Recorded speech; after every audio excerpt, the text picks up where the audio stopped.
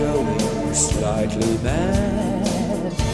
I'm going slightly mad. Do you want to say it?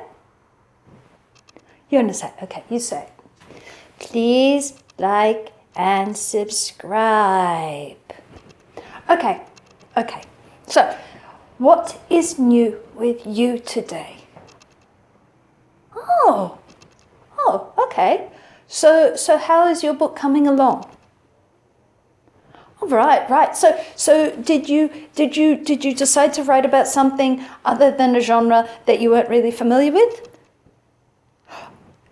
You're writing something that you're pretty sure doesn't involve any kind of reading. All right. Is a memoir? Not exactly. Is loosely based on your life. Right. Okay. So like Jeanette Winterson's Oranges Are Not the Only Fruit. Yes, but I don't. I've heard about your school days, Aloysius, and frankly, they kind of disturbed me badly. You've told me about your childhood. Your childhood was not nice.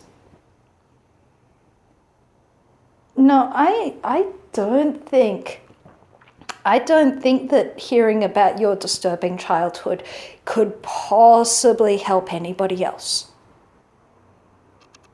No. Really, Aloysius, I think you need to think very carefully about this. This is worse than your idea to go and write about a genre that you don't understand. Yes, I know that Angela's Ashes was exceptionally popular, but it was also hideously depressing. Yes, I know Primo Levi wrote about his time in the concentration camps during World War II, but Primo Levi was a writer before that happened. He didn't just have that experience and then write about it as therapy. He was writing it as testimonial. That's the difference. Yes, but Aloysius, you have spent years in therapy trying to get over your childhood. No, I don't think that would work. It will not help other people. I think you will just trigger other people by writing about it badly. I don't think it will have any therapeutic benefits for other people who've been through similar circumstances. Yes, I understand that, but you also have a great deal of responsibility to yourself, because I know that you have spent huge amounts of time trying to get over the traumatic incidents in your childhood. I really don't think that spending the next 12 to 18 months dredging them up for the writing process is really going to help you. It might be cathartic. It may very well be cathartic, but does everybody have to read your catharsis? Yes, I know your therapist did tell you to take a diary down, but that doesn't mean you publish the diary. Yes, but your therapist knows how to deal with that stuff, Aloysius. It's not for everybody else to read. It's a private therapeutic medical document. Yes, I understand that you want to give back after everything, but in all honesty, you don't owe anybody anything. You don't have to give it back. Yes, but you're considering writing a book for commercial purposes, which will be read by goodness knows how many people before it even gets to publishing. Are you very comfortable with large numbers of strangers looking at, critiquing, and saying that I don't necessarily believe that, or that's not very well written? Like who? Well, just think, how are you going to feel if Her Infernal Majesty, Yes, you all know who I'm talking about. You've all met her. How would you feel if Her Infernal Majesty read it? What do you think she'll say? Yes, she will be very rude about it. Yes, she did specifically put that in one of her 7 deadly sins of writing. Yes, I don't think this is a terribly well thought out plan. And even if it isn't Her Infernal Majesty, what about if the one upstairs reads it? You know what she'll be like. Yes, indeed. She will be devastatingly kind as she tears it to shreds and tells you every single thing that's wrong with your writing. Yes, and that's just your critique partners.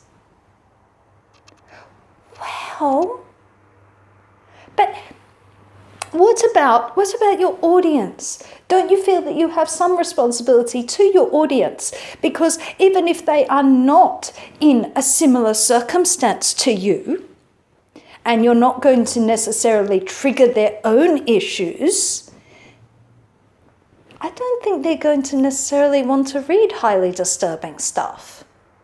And if they are wanting to read highly disturbing stuff, then I'd be a little bit disturbed about who my readership was. Because even if you are not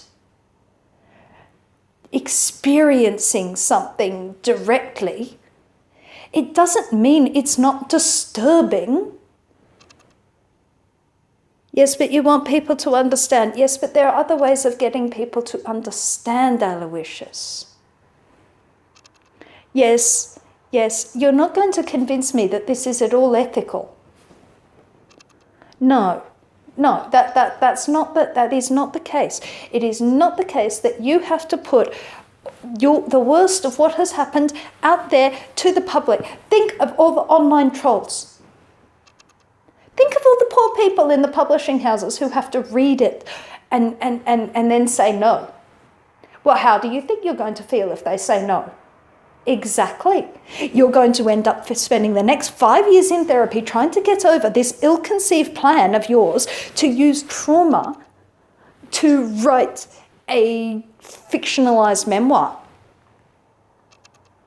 Yes, I understand Jeanette Winterson did that in Oranges Are Not the Only Fruit.